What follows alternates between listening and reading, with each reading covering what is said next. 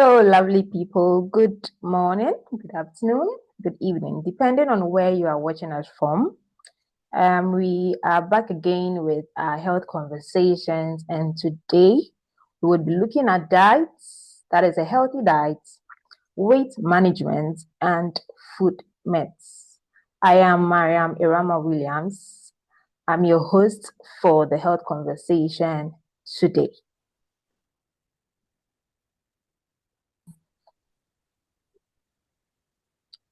Okay, so joining us is our dietitian, Eunice Ajimandria. Eunice, do you have anything to say before we zoom into our conversation? Okay. Hello, everyone. My name is Eunice Ajumangia. I'm a registered dietitian at Sahel Medical Center, and I specialize in kidney disease. So don't forget, if you have any question related to kidney disease, don't forget to prompt me. All right. And don't forget to follow me on Instagram and WhatsApp as well. Okay. All right. So I hope you are well. Yeah, I'm doing well. How about you? It's been a while. Yeah, it's been a while. I'm good. I'm good. Okay. Okay. So let's start our conversation. Today we are looking at balanced diets, or some would say a healthy diets, weight management, and some food myths. So let's start off with the balanced diet or a healthy diet. So in layman's term, what is a balanced diet or a healthy diet? Okay, thank you very much. So a balanced diet consists of the six food groups. So where we can have our proteins, we can have our nuts and seeds, we can have our carbohydrates, we can have our vegetable fruits and vegetables, and we can have our fats, our good fats. So that comprises of a balanced diet. Okay, all right. So delve more into food and maybe a healthy diet or a balanced diet, we want to have a feel of some combinations. And since you are even in the Ghana month, you may want to give us some local combinations of a healthy diet.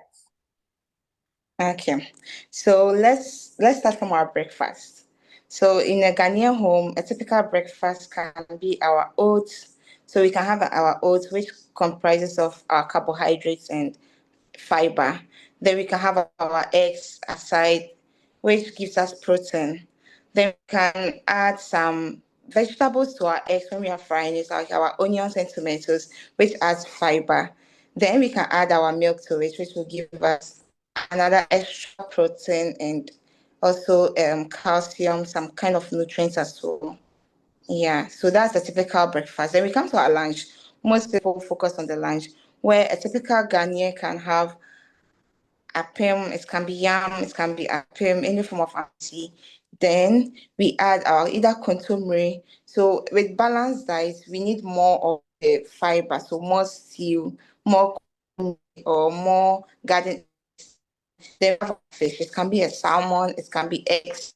So sometimes with our palava sauce, we make it with eggs, which also provides protein. So ideally, we are having some oils attached to it, which gives us. So we have our carbohydrates, we have our proteins, we have our fiber in the form of the vegetables. Then we have our oil as source of fats. So that's a balanced diet, a Ghanaian balanced diet. An example. Yeah. Okay, what about supper?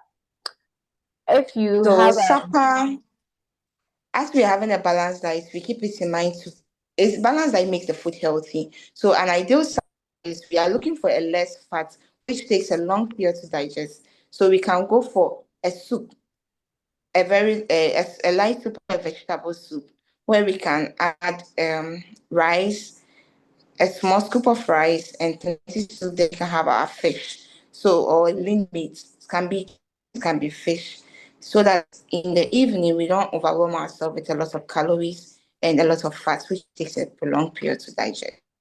okay. So we are still looking at what a healthy diet is. I want us to relate it to the most talked about health condition we have in Ghana. Okay, some few days ago, it was reported from the health minister that out of the population of Ghana, we have about 19% of the population having chronic kidney disease. We've already treated kidney disease, so I'm not going to delve deeper into it. So I want us to just talk about diet in relation to kidney disease. What to eat, what to reduce, and what to avoid when it comes to kidney disease. Okay, so with regards to your question, so a patient on kidney disease is in two ways. Either the patient is on dialysis or the patient is managing the kidney disease to prevent the progression of the disease. So one of the key things you factor is we are trying to prevent what is causing the kidney disease, so what is causing the range in the kidney values. So we focus on if the patient is diabetic or if the patient is hypertensive, we try our possible best to manage the condition very well, so that it doesn't progress the disease. Another aspect we look out for is calories. So in terms of protein intake, mind you, the kidney filters waste. So when the kidney is failing or is at the latter part of it getting to the end stage renal disease, one thing we try and do is that we prevent some components of nutrient that speeds up the progression of the disease, like protein. A lot of excessive protein intake speeds up the condition. And another thing is the potassium intake, where we get our potassium from coconuts, banana, beetroots. Although they have a positive aspect, but whenever you're having a disease, you put this kind of nutrient behind your back so that you be mindful of the consumption. You don't abuse it. You don't abuse coconut water because it helps with blood pressure. It might be causing your kidney failure. Then another aspect we look out for is fat. Try and make sure that at least you have good source of fats. You eat unhealthy fats so that it doesn't make you morbidly obese. All these things are comorbidities that causes kidney disease. So we try and look out for all those things, including phosphate as well. Phosphate is another nutrient which is filtered by the kidney. So when there's kidney failure, we reduce the consumption of phosphate. Where we get it from bones, we get phosphate from milk, we get phosphate from egg yolk. So all these things are also components of protein where it speeds up the kidney failing. Then the last component is sodium. So as we are enjoying our meals, we want to achieve nice flavor, nice taste. We should be mindful of our salt intake, not just adding salt to our meals, but in terms of our spices. You know, spices all comes with taste, and tastes are gotten from salt. Majority of our tastes come from salt.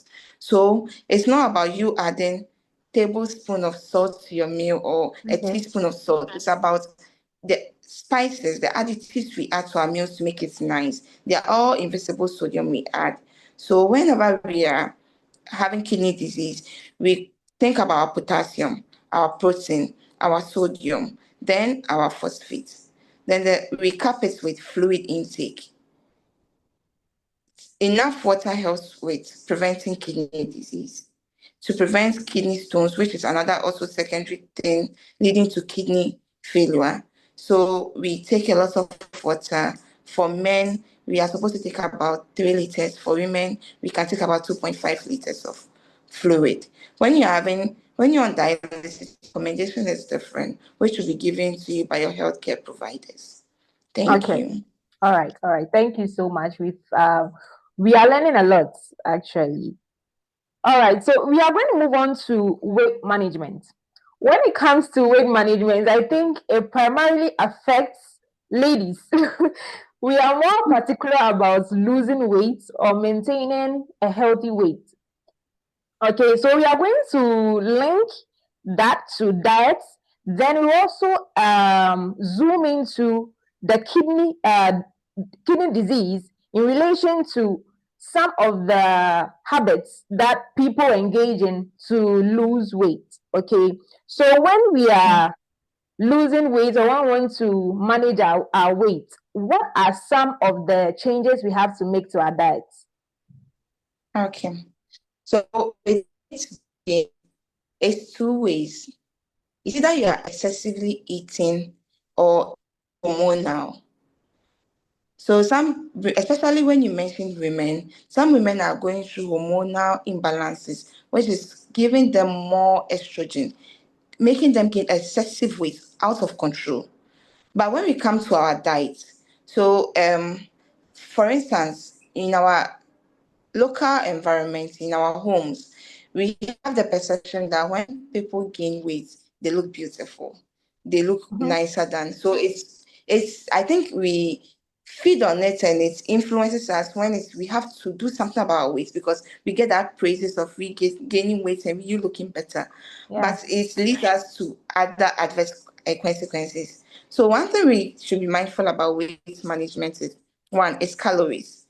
Calories containing carbohydrates, protein. So an example of carbohydrates is our bread, rice, our fufu, our ampisi. These are our carbohydrates. Then we come to our protein. So protein, our fish, our chicken, our eggs, our nuts, and our beans. These are proteins. We come to our fat. Fat intake coming from how we even prepare our food, our oils we use for cooking, our meat, our fats from meat, and even our cheese, our margarine, all those things contains fat. So these are the calories that makes us gain weight. So what happens when we eat excessive calories? We are supposed to burn it, energy expenditure. Our energy intake should balance our energy expenditure. But what happens is that most of us are living sedentary lifestyle. We are not so much active. We eat a lot, but we are not active a lot. So at the end of the day, we develop more storage of our food in terms of either muscles, in terms of fats. So by the time, averagely by 6 months, 8 months, we've gained so much weight. Then one thing we must be mindful of is that it's our weight gain balancing with our height. That is our BMI. Are we overweight? Starting from 25 kilo per, that's the BMI. So kilogram per meter square, that's our BMI. If it is coming from 25, then as an individual, you should be very alarmed about it. Then another aspect of it is that we look at our snacking. Majority of people will say, I don't eat a lot. I don't eat a lot. I eat a little breakfast. Some people even say they eat once a day, but they end up snacking a lot. And snack products are more fat dense. At the end of the day, you are eating more calories, but Calories, in yeah. minute quantity. So you think it's small, but it's dense with calories. It's small quantity, but it's dense with calories. And we end up keep putting a lot of weight. So in terms of losing weight, one of the things is that when we target this, then we should make sure that our plate is filled with less calories, but nutrient dense. We get our nutrients from our vegetables, our fruits and vegetables, and even having a good amount of protein with your body weight. So protein is being calculated with our body weight. Then we know that we are not abusing, we are not eating excess. So for instance, when we are losing weight, one of the things is that we don't use fasting as a mechanism to lose weight, although it's done. But let's have a realistic pattern where it becomes part and parcel of us. That even when we are not consciously losing weight, we know we are eating something balanced. So calories or your carbohydrates, protein or fat should be about one third of your plate. So Okay. if it is one third of your plate, then half of your plate should be more vegetables. It can be in the form of stew. It can be in the form of extra salad. It can be in the form of soup, our vegetable soup, our light soup. Then our fat component, we cut down our fat to about 10% of our meal. Then come to our protein. Gaining weight on protein gives us muscles, which is quite better than gaining weight on carbohydrates and fats. So we slash our carbohydrates to about one third. So, for example, if I'm having rice, I can rather do a brown rice, which comes with less glycemic index. Then I do about two stew ladders. So a stew ladder is about a half cup. A stew ladder is about a half cup. So we get a 1 cup. So you know that at least an adult plate can carry 1 cup of rice. Then we come to our stew. We can get plenty stew in terms of something like contomere or palava sauce, garden egg stew, cabbage stew, we can eat much of it. But when we come to like tomato stew, majority of us can't eat a lot of tomato stew. So what we can do is that we can get extra vegetables. We can get carrots, a tossed carrot, we can get lettuce, cucumber, cabbages, have it nicely. Then it covers about half of our plate. Okay. Please, you understand? Yes, Then we yes, get yes, our yes. protein. So we can get good source of lean meat. So we are talking about fat. So we don't go for the fat dense meat, like the red meat, the goat meat, the cow meat. Then we go for the lean meat, like the turkey. We can go for chicken. We can go for eggs, fishes. They are lean meat and they are healthy. They are not fat dense. So which is being prescribed. So with weight management, the protein requirement is being prescribed, which Okay. helps you to gain muscles rather. So when you are losing weight, at the end of the day, you don't lose muscles and feel like I don't look better. I look wrinkled. But when we have enough protein on our plate, it helps us to lose weight and feel better in our body. Our body doesn't wrinkle up. Then we become mindful of our snacks. So the best snack we can have is we can snack on nuts, which gives us healthy fats. Then we can snack on fruits. So we can have fruits drinks. So we can make a fruit juice, a smoothie. So we can have a fruit snack, a cut fruit as well. Or we can even put the fruits in different forms, like applesauce. We have oats with banana. So you see, the banana is giving extra fiber rather than we going for oats with sugar, which is adding extra calories. Okay. Okay. So All that's right. one I deal with. Then the last thing we balance it with energy intake balances energy expenditure. We can't lose weight without physical activity, without Okay. exercising. Sure, We sure, don't sure. achieve anything. When we are trying to balance whatever we are eating, it must balance with our physical activity. Imagine you are a sedentary, your work is sedentary, you're a banker, you are a physician, you sit for longer hours. You shouldn't take things that are very dense in calories. At the end of the day, you wouldn't burn all this, it's rather Yeah, store. yeah. So what happens is that ideally for an individual between the ages of 15 to about 40 years, you can do about 1 hour physical activity 5 times a week, which will give you about 180 to 200 hours a week. Okay. You should be able to accumulate that amount of physical activity.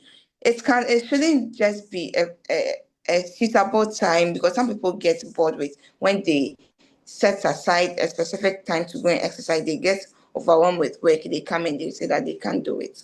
So sometimes even in our workplaces, we have staircase. We should frequently use it rather than using the elevator. Okay. Some things that we can do it on our own, we should rather try and put in some physical activity to do that. Okay. Then engaging in brisk walking, which is something that is suitable for most of individuals. Even Yeah. patients with hypertension, they can also do the brisk walking. Then if you are young like my type or your type, we can add an extra gym to it, which will help us to be very disciplined and consistent. At the end of the day, the target for weight loss for every individual, even losing a zero point 0.5 kg, is better than regaining. So people get discouraged. I try and I lose nothing. Sometimes it feels in our clothes. Don't be discouraged. Whatever you are doing, at the beginning, it feels like you are doing nothing, you are losing Mm-hmm. nothing, you are doing more, Mm-hmm. but you are losing nothing. But mind you that if you go back to the scale and you've not gained anything in addition, at least you're on the right track. But the estimation is that we give about 1 to 4 kg weight loss in a month. And that comes with aging. It's not every patient that you achieve even one in a month, but it's all part of the weight loss. When you come and you've not gained anything, I know that you're on the right track. By 2 months or 3 months, we can lose 1 kg. However, we took that period to gain weight. We should be realistic about we using that period to lose weight. We should take time. We shouldn't be in a rush. Drastic weight loss is not the best. When we use a good diet to lose weight, we realize that no, it was our diet that was the problem. So we adapt to healthy eating rather than just doing a short regime. You give yourself 3 months, you lose drastic weight loss, and you go back to your lifestyle. Yeah. No, it should be something that should be part Yeah. of you for the rest of your life. If Yeah. it has brought you a good resource, then it should continue forever. It Sure. shouldn't just be a periodic thing. Sure. Thank you. All right. So still talking about weight management or maintaining a healthy weight. So I like that you mentioned it should be part of your lifestyle. Maintaining a healthy weight should be part of your lifestyle. So we have people, ladies, some ladies that there are a whole lot of there's a slimming products on the market now, flat tummy juices, and I don't know, there are a whole lot of them, varieties. They end up buying these concoctions. They take them. Some take them for the whole year because they believe it's going to make them slim, give them that shape without hitting the gym or without even making changes to their diet. Now, these combinations you are taking, they have a way to affect your kidney in the long run. Yeah. So looking at this, what do you have to say about it? Why should someone who is listening to this not go and buy products on the market, but rather focus on the diet and exercising? What are the negative effects of some of these stuff that we take into our body? Okay, thank you very much. So as I was saying, weight loss should be a patient thing if you have that patience for it, because you're not going to lose weight drastically. And using medication, using drugs, using some concoction, I always call them concoction because most of the people manufacturing these things are not even licensed pharmacists. They are just making anything in their rooms and selling them out. Mind you, that everything we take in our body has side effects. It is not, if it's not giving you a positive effect, it's giving you a negative effect. So you are taking this thing to your body to make you lose it, to burn some fat. There are some natural things that we can do that burns fat.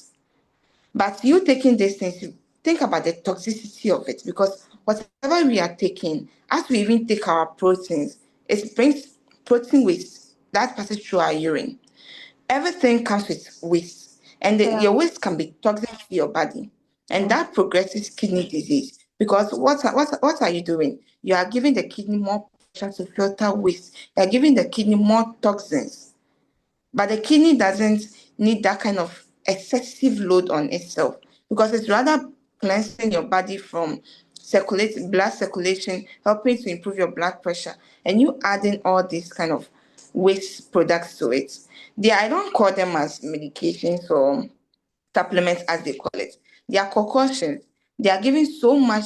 I remember back in some few years, yes, I also felt I couldn't gain weight. So let me eat. Like some people are selling, I remember some people are selling weight gain products like Yeah. There are a protein lot of them shake, on the market. Yeah. shakes and all those Yeah. things. But what I took the strength to do was that I was trying to find out the components of nutrient that they have.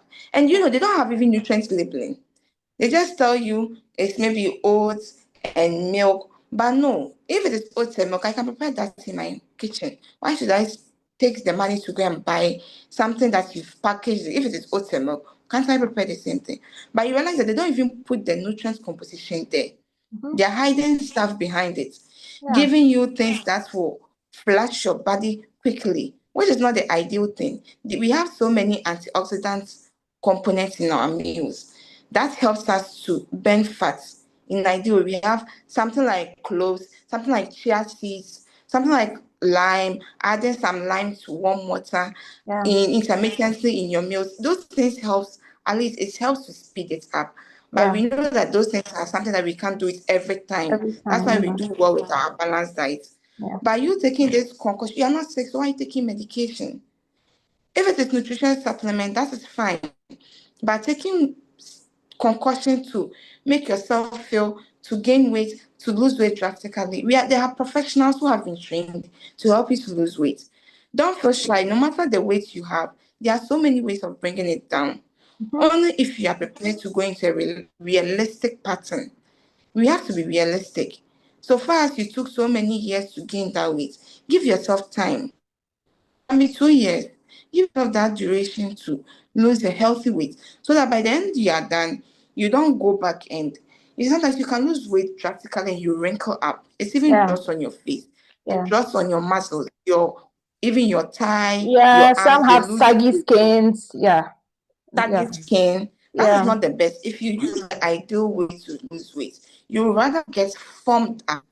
You get a nice body shape, including the physical activity, adding the physical activity. You tone your body nicely, not you causing adverse effects on the kidneys. And sometimes it's not only the kidney, but we give more toxins to our liver, and Yeah. by the time you've gained your weight, you are in deep trouble now, battling with kidney disease, liver Liver disease, and failure. Yeah. hypertension. Yeah. Yeah. A Yeah, whole lot.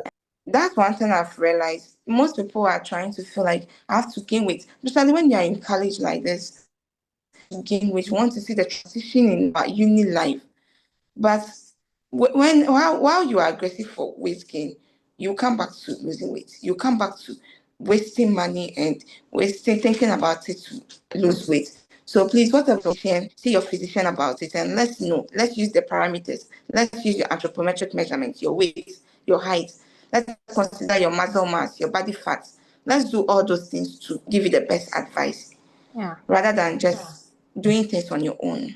Yeah, yeah, yeah. So if you're still watching this, weight management is not a one-time activity that you can do for you to get the ideal weight. It should be part of your lifestyle, and you should do that in a right manner. Okay, so healthy diet, exercise. Don't just go to the market, get some concoctions, and think you are good to go. In the long run, 5, 10 years to come, you're going to suffer the consequences of whatever you put Yeah. in your body. So let's be mindful about it. Okay, so there's someone watching this. How should the person maintain a healthy weight? I think we've spoken a lot about it, but just like a take home, what Okay. should we remember about Okay. maintaining a healthy weight? So one thing that we should put at the back of our mind is that weight gain is not only fat. People target only fatty food. You go out there, eat fatty food. It means that is the only thing that is going to give us weight. Our carbonated drinks, our fizzy drinks, our sugary snacks, all these things are contributing to our weight gain. Our carbohydrates, excessive carbohydrates, is contributing to our weight gain. One thing that is typical in our Ghanaian home is that we find ourselves getting less protein served on our meals and Mhm. having a lot of carbohydrates. Carbohydrates, yeah. And that is the side effect of we becoming obese in our system now. But it's not the best. Let us cut down our fizzy drinks, our carbonated drinks, rather go for smoothies, go for juices, which are the best. And one thing that we should target is that we are all working, we are all getting cars at our junction, but let's add physical activity to our routine. Let us be mindful, our steps, let us calculate our steps by the end of the day. What have I done? The heart needs exercising. Yeah. It needs you to increase your pace. It needs you to at least walk a bit for the heart. It's not just Yeah. for your weight. Yeah. So let us put it at the back of our mind that it's not only about dieting.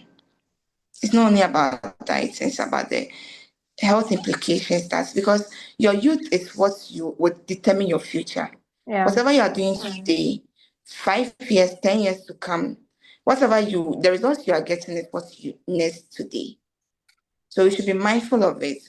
That dieting might look expensive, it might look comprehensive, but anyone who stays strict to their diet have a prolonged lifetime without any chronic disease. Battling with a chronic disease is not easy at all. Yeah. Yeah. It's not only just you're going to suffer, but it's cash induced. You're going to really, really be stranded on the way with so many drugs, so Expenses. many Yeah. bills. So Yeah. visiting the hospital every day is not very Yeah. comfortable. Yeah. So let's be mindful of what we eat. I mean, to add to the increase in the physical activity, calculating our steps, I think Now, advanced in technology has made things even easier. We have smartwatches Yeah. that can calculate your steps. So you can just Yeah. get one of these smartwatches, just like I'm wearing, just to calculate your steps for Yeah. the day. Yeah. Okay. So enough with uh, weight management and all that. Let's move on to food myths. Okay, so we have some myths Okay. about food. Growing up, you hear a lot of them, and we don't know which one is true and which one is not. Even as of now, we've been going to school and all that. Some of these myths have stayed with us since we were young. Yeah. So Yeah. it will be very difficult to know if I'm supposed to dissociate my mind from this or not. So let's hear from the experts. I have Okay. some food myths here. So you either debunk or you tell us if it is true. Okay. So there's this thing that malt and milk gives blood. No. What do you have to say about that? So milk doesn't give blood. I remember my priest give us this thing. Yeah. So you see, malt is rich in iron. It's rich in folate, it's rich in iron. And what does milk contain? Calcium. Calcium inhibits iron absorption. Okay. So it's even works contrary to what it's Yeah, supposed to do. yeah, yeah. Yeah, so it's not true. We all did some, and please, if you are doing it, you are not giving yourself iron. Mm-hmm. You are just enjoying the nice taste of it. Mm-hmm. Mm-hmm. Yeah. Iron-rich foods are supposed to go with either vitamin C-rich fruits Okay. or food or protein. Mm-hmm. Yeah, that is what iron goes with. It's either you are taking, so in the form of malt is in the plant-based iron. So those ions are not really readily available to the body. So it needs a bioavailability. That is why I don't know whether you know this component, turkey berry. Yeah, yeah, We call it habitru. It comes in yeah, different yeah, names. Yeah. yeah, So with that one, if you need the iron component, it's very rich in iron, but if you need the iron component, you need to either add proteins or vitamin C rich foods yeah, like yeah, yeah. Orange, pineapple, you can get oranges. orange, Yeah. yeah. The next myth, food myth, is that you can only take one egg for a day. No. Growing up, we heard No. some of these things. Have funny, Yeah. funny things to say about food. You are not supposed to take more than one egg a day. How true is that? For that one, I don't think it's happening in my home, so I really didn't hear of it till I started practicing. And patients asked this question: "I'm supposed to eat one egg?" But no, we need proteins. Proteins don't just helps us to get energy, but protein helps as a protective barrier to our body as well. It's part of the protective food. So we need proteins. We need protein for muscle buildup. And eggs are a good source of protein. Eggs is lean protein. So it's not fat dense. Aside the yolk, those who have cholesterol, we advise them to either reduce the quantity of yolk. But eggs are very good. Ideally, I take about 2 eggs per meal time, not even a day. Depend on my protein need for the day. I sometimes you can have egg for breakfast, lunchtime. That is what is available. You can still have it. It's protein. It doesn't mean I don't know what the eggs is really going to cause in the body. Why people say that? I don't know what the excess eggs is. They said one is just going to be used and the rest will be Yeah, wasted. yeah, No, I yeah. don't. It's not true. It's not true. Proteins help with muscle buildup. So Mhm. the that you need, it's not just for energy. When we get the energy from it, the rest of them will help us to build good muscles. Okay. Okay. So Yeah. quality proteins that we need Okay. So please, it's not true. You can take as many eggs as you want to in a day. yeah, Okay. per Yeah. your protein Yeah. requirement. Sure. So you can die if you take cashew and milk. There's another myth. Yeah. So because of this myth, funny enough, where growing up, we had a lot of cashew, but I never took cashew because I was Mm-hmm. scared of what it will happen if I take Yeah. cashew with milk. I heard that as well, but it's not true. Okay. So cashew doesn't have anything to do with milk. that will cause, I don't know whatever that will cause. It's not going to, cashew is very rich in vitamin C. There's nothing in cashew that is going to prevent, or that will cause, I don't know, they used to say that you will die. I don't know what will happen. But one thing that cashew does is that the cashew causes some allergies in some people. When that's one thing that people should be mindful of. So sometimes those who get allergies along life, and they should be mindful of this kind of things. Cashew is one of the foods that causes allergies in patients. So that's the only thing that I can say about it. But cashew and milk doesn't cause death in There are anyone. no reactions between cashew and Yeah, milk that is going to cause someone to lose their no, life. Okay. no. But then some people are allergic to cashew. Yeah, some people are allergic to cashew. Okay. So, Okay. you see, after you take, I don't know whether you've seen a cashew before, but after you are done taking the cashew, there's something that coats the seed, the Yeah, cashew yeah, nuts. yeah, yeah, yeah. So that is what causes the allergic Reaction. reaction. So even Okay. those who take the nuts itself, you don't get the allergies as compared to those who take the fruits Okay. and get the nuts from it. They Okay. get the allergic reaction. Okay. Okay. Okay. So I think it's individual it's in what differences. You have to know whether you are allergic Yeah, to yeah. that or not. Okay, that's fine. Okay, so we are moving away from the food myths, but aside this, do you have any food myths you want to debunk here? Hmm.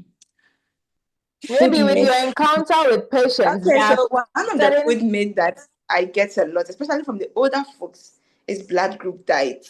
Okay. Okay, so I think one interesting myth I've come across from several patients, I get it tons of complaints about it. Some patients will be like, I don't eat this because of my blood group. Blood group, With the yeah, blood group diet. yeah.